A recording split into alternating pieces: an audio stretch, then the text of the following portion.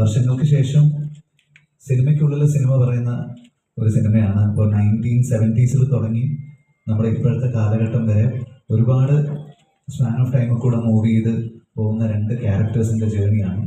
മുരളി വേണു എന്ന് പറഞ്ഞിട്ട് പ്രണവും ധ്യാനും രണ്ടുപേരും അഭിനയിക്കുന്ന ഇവരുടെ ക്യാരക്ടേഴ്സ് ഏർലി 70s തൊട്ട് ഒരു 2023-2024 വരെയുള്ള ഇവരുടെ ലൈഫിൽ എന്തൊക്കെ നടക്കുന്നു എന്നുള്ളതാണ് വർഷങ്ങൾക്ക് ശേഷത്തിലുള്ളത്. ഇതിനകത്ത് കുറേ പേരുണ്ട്. നിവിനുണ്ട്, പിന്നെ അജു ഉണ്ട്. അപ്പം ഞങ്ങൾ കോമ്പിനേഷൻ സീൻ ഷൂട്ട് ചെയ്യുന്ന സമയത്ത് ഒരു ഫ്രെയിമിനകത്ത് നിവിൻ, അജു, ബേസിൽ, ധ്യാന്, അപ്പു മാത്രമാണ് കുറച്ച് സൈലന്റ് ആയിട്ടുള്ള ഒരാള്. പക്ഷെ ഇവരുടെ കൂടെ കൂടിയിട്ട് അപ്പു അടക്കം ചില സമയത്ത് ചില മാറ്റങ്ങൾ ഉണ്ടാകാറുണ്ട്. പിന്നെ എല്ലാവരും കൂടെ കൂടുന്ന സമയത്ത് മെയിൻ എന്താ പറയാ ബുദ്ധിമുട്ട് ഈ ഒരു ഫ്രെയിമിൽ ഇവരെല്ലാവരും ഒന്നിച്ച് കാണാനാണ്. അങ്ങോട്ടും ഇങ്ങോട്ടും കളിയാക്കലും മാറ്റിപ്പിടിയും ഒക്കെ ആയിട്ട് റോൾ ക്യാമറ എന്ന് വിളിച്ചു കഴിഞ്ഞാലാണ് ഡീസൻ്റ് ആയിട്ട് ആ പൊസിഷനിൽ നിൽക്കുന്നത്. അപ്പോൾ ടാസ്ക് ആയിരുന്നു. ചില സമയത്ത് ഷോട്ട് എടുക്കുന്നതിൻ്റെ ഇടയിൽ ലൈറ്റ് വേരിയേഷൻ വരുന്ന സമയത്ത് നമ്മൾ ഓക്കെ ഡസ്ക് എഫക്റ്റിൽ അടുത്ത സീൻ എടുക്കാം എന്ന് പറയുമ്പോൾ എല്ലാവരും കൂടെ ക്രിക്കറ്റ് കളിക്കാൻ പോകും. ആ സമയത്ത് വിശാഖടക്കം പോകും. അപ്പം ഞാൻ മാത്രം പോയിട്ട് മക്കളെ വാടാ ഷൂട്ട് ചെയ്യണം. അതെ, വിശാഖടക്കം. വിശാഖ എന്നോട് പറഞ്ഞിട്ടുണ്ടോ ഇന്ന് ഈ സീൻ തീർക്കണം എന്ന്. രാവണൻ പോയി കളിക്കും. നിന്റെ ഭാഗ്യം. ഇപ്പൊ നേരത്തെ പറഞ്ഞല്ലോ എല്ലാ ഫ്രണ്ട്സ് ആണ്. എന്റെ ഫസ്റ്റ് പടം ഞാൻ ചെയ്തത് ധ്യാന്റെ കൂടെ ആയിരുന്നു. അപ്പൊ ധ്യാന്റെ കൂടെ ഞാൻ വർക്ക് ചെയ്യുന്നത് ആഫ്റ്റർ കുറച്ച് ദിവസം കഴിഞ്ഞിട്ടായിരുന്നു. അപ്പം ഡെയിലി ഞാൻ ധ്യാനായിട്ട് രാവിലെ സെറ്റിൽ പോയാലും ധ്യാനം ഞാനുമായിട്ട് കുറെ സംസാരിക്കും. പിന്നെ ഈ മൂന്നാറിൽ ആണ് നമ്മൾ മെയിൻ ആയിട്ട് ഷൂട്ട് ചെയ്തപ്പോൾ ഒരു 1 to 7 day. അപ്പൊ എല്ലാവരും ഞങ്ങൾ ഒരു കോട്ടേജിലാണ് താമസിച്ചത്. അപ്പൊ ഇതിന്റെ ബ്രേക്കിന്റെ ഇടയ്ക്ക് ഞങ്ങൾ മിനി ആർട്സ് ടി അപ്പം വിനീതാണ്ട് എനിക്ക് അറിയാം നമ്മൾ എന്തൊക്കെ ചെയ്ത കറക്റ്റ് സമയത്ത് ഷൂട്ട് തീർക്കുന്നു. അതിനൊരു ടെൻഷൻ ഇല്ലായിരുന്നു. പിന്നെ ഡെയിലി നമ്മുടെ ഇപ്പം ഒരു ഫ്രണ്ട്സിന്റെ ഒരു ട്രിപ്പിന് പോലെ ഒരു ഫീൽ ആയിരുന്നു. ഡെയിലി രാത്രി പാട്ട്, ഗാനമേള, ഇതെല്ലായിരുന്നു. അപ്പൊ അങ്ങനത്തെ ഒരു മെമ്മറി ഭയങ്കര ക്ലോസ് ടു ഹാർട്ടാണ് നമുക്കിപ്പോ. ഒരുപാട് നല്ല മൊമെന്റ്സിനെ കുറിച്ച് സംസാരിച്ചു. എനിക്കറിയേണ്ടത് വർഷങ്ങൾക്ക് ശേഷം എന്ന സിനിമയുടെ ഷൂട്ടിംഗ് സമയത്തെ ഏത് ഇൻസിഡന്റ് ആയിരിക്കും വർഷങ്ങൾക്ക് ശേഷം വിനീതായിട്ട് സന്തോഷത്തോടെ ഓർക്കാൻ പോകുന്നത്? ഒരുപാടുണ്ടെന്ന് അറിയാം. ഏതെങ്കിലും ഒരു ഫണ്ണി ഇൻസിഡന്റ് പറയാൻ പറ്റുമോ? ഇവരെല്ലാരും കൂടി രാത്രി പാട്ട് പാടും. അപ്പൊ തുടങ്ങുമ്പോൾ ഒരു താരാട്ടിന്റെ മൂഡിലാണ് തുടങ്ങാൻ. വെണ്ണില, ചന്ദനക്കിണ്ണം, പിന്നെ മറ്റേ ആകാശമാകെ സ്ലോ ആയിട്ട് തുടങ്ങും. ഞാൻ ആ സമയത്ത് തന്നെ കിടന്നുറങ്ങും. കുറച്ച് കഴിഞ്ഞ് കഴിഞ്ഞാൽ മറ്റേ പൈനാപ്പിൾ പെണ്ണെ, ചോക്ലേറ്റ് പീസ്, നരൻ എന്നൊക്കെ പറഞ്ഞിട്ട് അപ്പോൾ ബേസിലൊക്കെ എൻ്റെ റൂമിൻ്റെ പുറത്ത് വന്ന് നിന്നിട്ട് ഓ നരൻ പറഞ്ഞിട്ട് പാടും. പക്ഷെ ഞാൻ ഉറങ്ങിക്കഴിഞ്ഞാൽ പിന്നെ ഞാൻ ഒന്നും അറിയില്ല. അപ്പോൾ അതിൻ്റെ വീഡിയോസ് ഒക്കെ ഉണ്ട്, എല്ലാം പുറത്തു വിടും നമ്മൾ കഴിയുമ്പോൾ. ഇപ്പോൾ ഇതൊക്കെ ഭയങ്കര മെമ്മറബിൾ ആണ്. ഇപ്പം ഞാനിത് പറഞ്ഞെങ്കിലും ഇപ്പോൾ ഇവരെല്ലാവരും കൂടെ ക്രിക്കറ്റ് കളിക്കാൻ പോകും. നമ്മൾ പശുവിനെ തെളിക്കുന്ന പോലെ എല്ലാവരും വിളിച്ചുകൊണ്ട് വരണം. ഇതൊക്കെ ഉണ്ടായിട്ടുണ്ട്. പക്ഷേ it felt really good to do this film with all these friends. ഇനി ഇങ്ങനെ ഒരു സിനിമ ഉണ്ടാവുമെന്ന് എനിക്കറിയില്ല. അതിന് കറക്റ്റായിട്ടുള്ള ഒരു കഥ വരണം. പിന്നെ ഇവർക്ക് എല്ലാവർക്കും എന്തെങ്കിലും രീതിയിൽ ഇമ്പോർട്ടൻസ് ഉണ്ടെങ്കിലല്ലേ നമുക്ക് വിളിക്കാൻ പറ്റുള്ളൂ. കൂട്ടുകാരെന്ന് പറഞ്ഞിട്ട് വെറുതെ വിളിച്ച് നിർത്താനും പറ്റുള്ളൂ. അപ്പം ദിസ് ഫിലിം അങ്ങനെ ഞാൻ ഒരിക്കലും റൈറ്റിംഗ് അങ്ങനെ ഫോഴ്സ് ചെയ്യാൻ നോക്കിയിട്ടില്ല.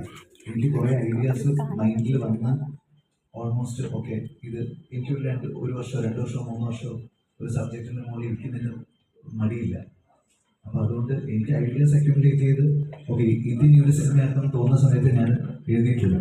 അപ്പോൾ ഫസ്റ്റ് ഫിലിമിന് ആദ്യത്തെ ഡ്രാഫ്റ്റ് എഴുതിയിട്ട് അത് അത്ര നന്നായില്ല. അപ്പോൾ പിന്നെ അത് സ്റ്റാർട്ട് ചെയ്യാൻ എനിക്കൊരു സ്ട്രഗിൾ ഉണ്ടായിരുന്നു. അപ്പോൾ മാത്രമേ ഒരു ബ്ലോക്ക് ഉണ്ടായിട്ടുള്ളൂ. ബാക്കിയുള്ള സമയത്തൊക്കെ ഓർഗാനിക്കലി ഇത് റെഡി ആവുന്ന സമയത്ത് ചെയ്യാം. അതുപോലെ നമ്മൾ പടത്തിൽ അഭിനയിക്കുന്നുണ്ട്, നമ്മൾ സ്റ്റേജ് ഷോ ചെയ്യുന്നുണ്ട്. സോ എനിക്ക് അങ്ങനെ ഒരു റൈറ്റേഴ്സ് ബ്ലോക്ക് ഫസ്റ്റ് ഫിലിം കഴിഞ്ഞിട്ട് അങ്ങനെ ഒരു സിറ്റുവേഷനിലേക്ക് പോയിട്ടില്ല. ഒരു കാര്യം കൂടി ചോദിച്ചോട്ടെ. ഇപ്പോൾ ഞാനൊരു ഇന്റർവ്യൂവിൽ വിനീതായിട്ട് ഇന്റർവ്യൂ ആണ് അതിന് പറയണ കേട്ടിട്ടുണ്ട്.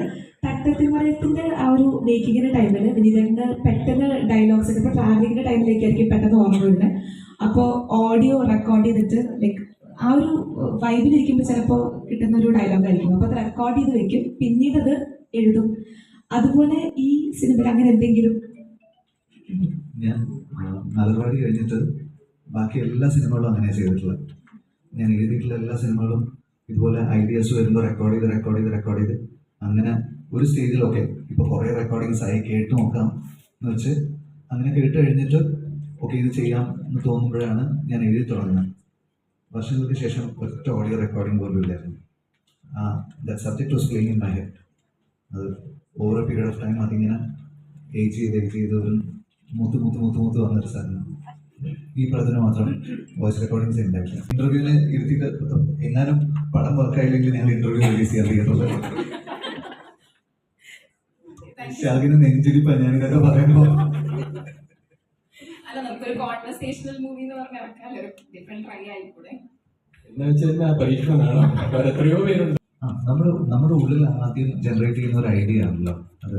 ഇപ്പം ഞാൻ പോയി അഭിനയിക്കുന്ന സമയത്ത് അത് വേറൊരാൾ ആലോചിച്ച ഒരു സിനിമയിൽ നമ്മൾ അദ്ദേഹത്തിൻ്റെ വിഷൻ്റെ കൂടെ നമ്മൾ നിന്നിട്ട് അത് ചെയ്യുകയാണല്ലോ.